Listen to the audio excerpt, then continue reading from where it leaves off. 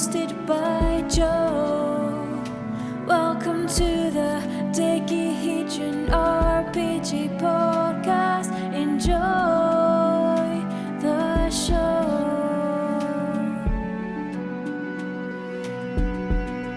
Captain's Log, Stardate 4931.4. We are in orbit around Naming 4, a planet shrouded in mystery. Located in neutral space near the Klingon border, this world was deemed off-limits 10 years ago to protect its population of primitive hunter-gatherers. All that has changed. We have picked up a powerful subspace transmission emanating from the planet's surface. How could a civilization with no known technology produce such a sophisticated signal? Is this evidence of a Klingon violation of the Organian Peace Treaty? Our landing party is preparing to beam down, but the prime directive is paramount.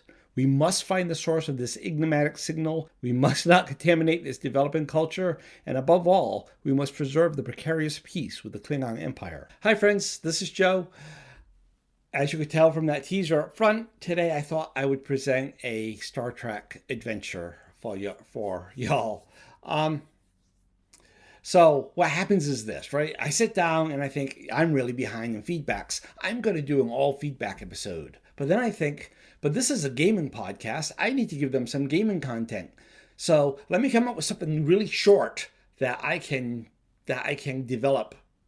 Not that I can develop, that I can say quickly, give it a little front end, and then the bulk of the episode will be feedback.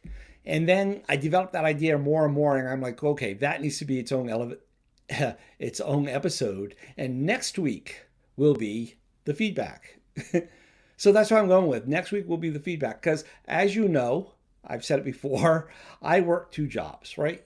And sometimes the schedules line up like they did this week, that I work a full week at like one job, and then my next job I work the full weekend, and then I'm working the full week back at my primary job again. And so that's 12 days of work in a row.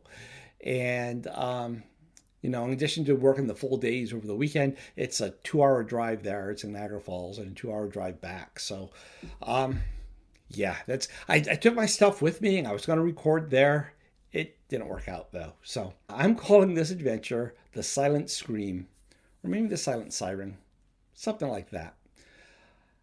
And the idea is, as you heard, we have this planet. I call it Naming 7. Naming is a Mongolian word. It always struck me that so many of the names in classic Trek are very Western European, and the whole concept behind Trek was this future of Earth that isn't Western European specific, right? That's why we have Sulu and Uhura and Chekhov, right?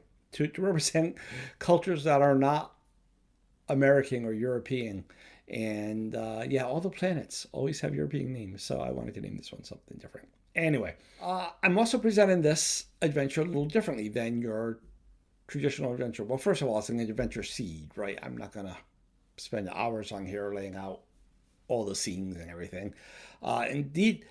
Instead, this is very much inspired by the format of an old traveler book called 76 Patrons. And in 76 Patrons, Mark Miller would lay out, well, the conceit of the book was that these were patrons, which is traveler speak for NPCs that want to hire the party to do something. And so the first part, they always call the player's information, which is information you give to the player. And then the next part are 6 items, 4, 3, 2, more than one options for what the actual adventure could be. And that way, even if your players had the book, they were their own referee, they ran their own campaign, it could end up being a different adventure.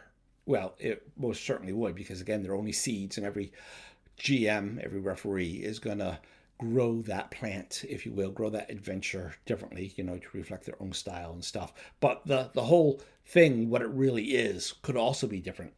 For example, let's look at this one right here. So this is the very first one out of the book.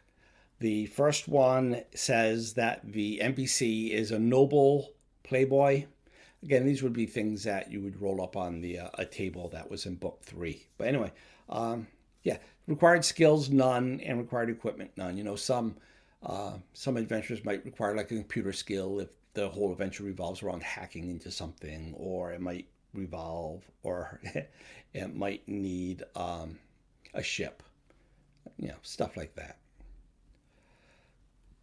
The player's information says that the group is contacted by a newly married couple who decline to give their names but have reason to believe that their respective parents are not pleased with their union.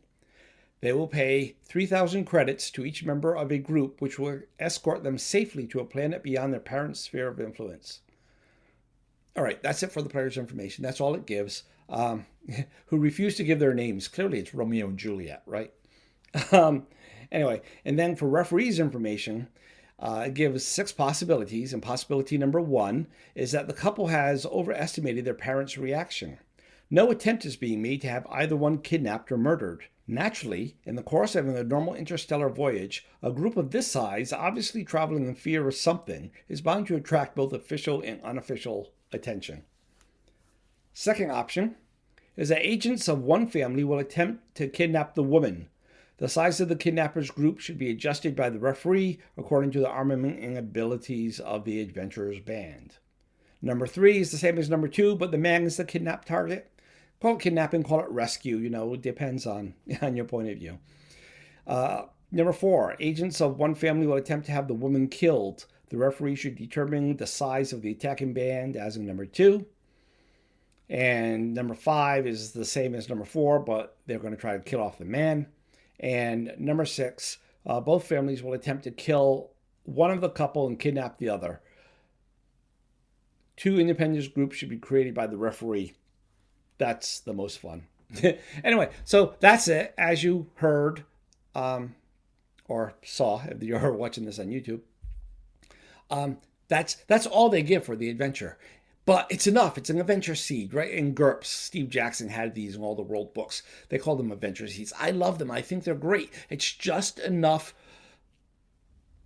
inspiration to give you, the referee, an idea of how to create the adventure. And now that we've read these things, you're like, they have all these ideas. And, optionally, you can roll to determine which one of these, or you just pick one. That sounds the most interesting. If I were picking one, I would probably pick number 1, because the idea that no one's after them. It's kind of funny. I like it. The other option is number 6, where both are trying to rescue their person and kill the other. I just think that's the best adventure. But anyway, that's 76 Patrons. That's one of my favorite gaming books of all time. I want to do a review of that book. I need to find somebody who wants to do that review with me. Any volunteers? Bonus points if you're willing to go on camera. Anyway, so let me present this adventure, The Adventure of the Silent Scream. I call it the Silent Scream because it's that subspace signal, right? So the people on the planet, they can't hear it, but yet it's screaming out into space and attracting the attention. So I have 7 possibilities for what it could be.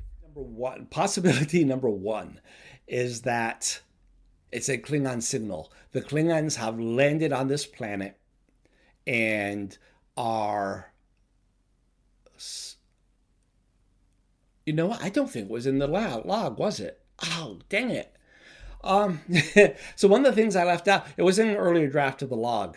One of the things I left out of the log was that this planet is rich in dilithium, but they won't mind, the Federation won't mind it because it's a developing culture, and the Prime Directive prohibits contact with developing cultures. So the Klingons have no such problem. So they're there on the planet mining the dilithium and using subjugated labor, let's say, of the locals. So then it's up to the crew to figure out how to stop the Klingons and how to minimize the cultural damage done to the planet. That's option number 1. Option number 2 is, it's kind of the flip side of that same coin. Instead of the Klingons, it's Section 31. It's a Federation outpost They're not after the dilithium as much as they're setting up a listening post to spy on the Klingons. Like I said, this is very near the Klingon world, right? But they're sending out the signal, and that's going to cause problems. And the other problem is that because the signal is going out there, the Klingons are going to hear it, and the Klingons are on their way to investigate. So the crew has to deal with this and the Klingons while trying not to start an interstellar war. Option number 3. The signal is coming from an ancient alien artifact. If you remember, there is an episode of the original series called the Paradise Syndrome. It's the Native American episode, if you will. Kirk goes on this planet. He doesn't have his memory. There's this alien artifact there, but he has issues fitting in with the culture. He marries the chief's daughter.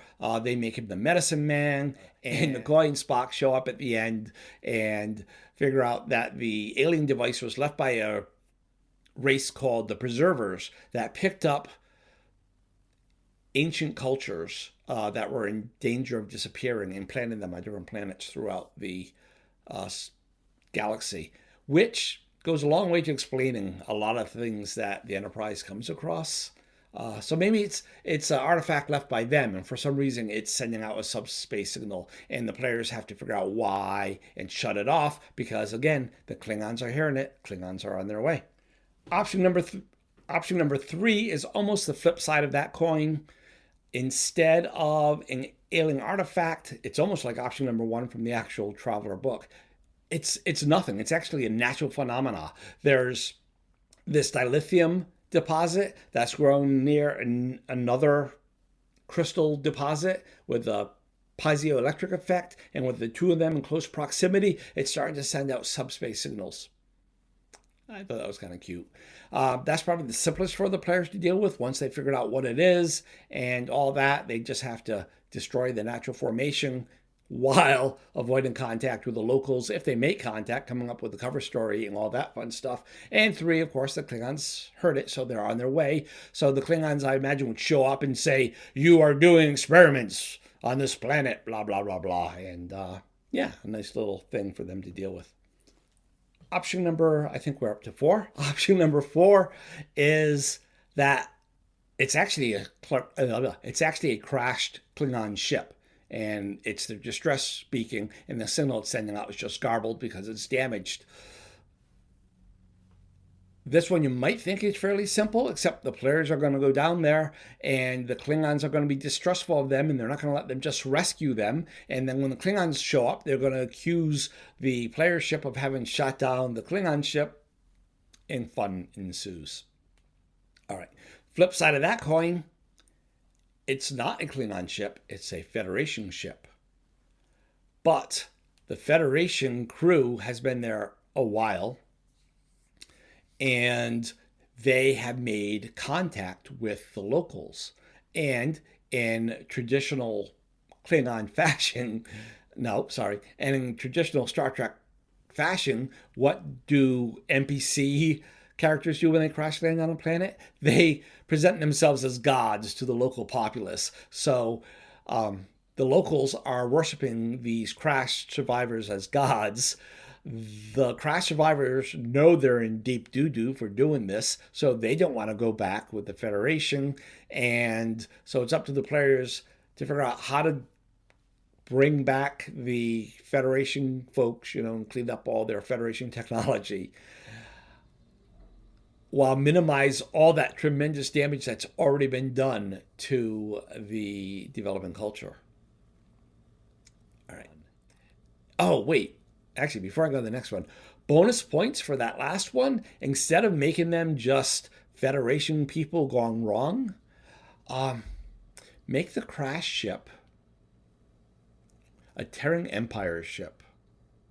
That's the Federation of the Mirror Universe. Spock with the beard. Yeah, I think that could be fun. The last option. In this option, the signal turns out to be an automated distress signal coming from the player's ship itself. Well, coming from the ground, but it was launched by the player's ship. And the reason why it couldn't be deciphered was because it's going backwards. And when they finally decipher it, it turns out that the timestamp from the distress signal is that it was sent 3 days in the future. And and that they were shot down by a Klingon ship. And of course, now they're going to pick up Klingons on the way. So if the option with the alien artifact was very much like the Paradise Syndrome, I think this option is very much like an episode that was called Cause and Effect for The Next Generation. If you remember that episode, that is very much a Groundhog Day-like episode, right? They're in this time loop and it keeps repeating, and the number 3 keeps showing up because Data has this little subconscious memory and he's injecting the 3 because that's significant to the ending of the episode. So those are my ideas. I went kind of quick because it's Monday. I am trying to get this out for Wednesday, which means it really needs to go out tomorrow. And like I said, I try to record over the weekend. It's that 12-day work week thing. It takes a lot out of me. But that's the ideas for this the Star Trek. I think it would work with any version of the Star Trek game. I mean, if you do Modifius all the way back to doing the Heritage Models one, you could even use my own shirts and skirts. Actually, it would work great for shirts and skirts. I do plan on running a shirts and skirts game as an actual play, but this isn't going to be the adventure. I have another adventure I'm working on for that. So what do you think of this format of adventure, this 76 Patrons format, if you will? I really love it. I like to call myself a world builder. I like to think that I'm creative. Am I? I hope so. And I prefer things like this that give me something to work with and let me run with it, as opposed to like your traditional TSR cardboard bound module where it says, okay, this is everything for you. Of course, like B1, B2, they had spots for you to fill out and everything. That was kind of nice. But still, I talked before, there's a whole few episodes about another supplement called Frontier Forts of Kelnor for Dungeons and Dragons. Of course, you can use it for any fantasy game, which is another one of my very favorite products because it's a lot like this. Instead of being an adventure, it's an adventure generator. And I just love that. That speaks to the kind of GM, referee, dungeon master, judge, whatever you want to call it, that I am. What about you? Do you like the ready-made stuff, or do you like this where it's just a seed and you can run with it? Another one, speaking of adventure seeds, in GURPS, Bunnies and Burrows. Towards the end, well, those adventure seeds are always, there's like 4 or 5 that I'm like, I don't know if it was intentional or not, but you could string them together as a campaign wonderfully, and it would work beautifully if you wanted to run a Bunnies and Burrows campaign. Anyway, that's it. I'm going to wrap up here because I still have to edit and all that fun stuff. Sorry that it's such a rushed episode. Sorry for a whole lot of things, but it was either this or no episode at all, and I preferred to do this. Thanks for listening or watching, depending on how you're consuming this. Feel free, please, even, I'm begging you, send me feedback at jackahedron.com or any of the other methods that are in the show notes. Or, of course, if you're on YouTube, you can leave comments in the box below. Thanks again for listening. Until next time, happy gaming, happy life. Bye. Thanks for listening to the Decahedron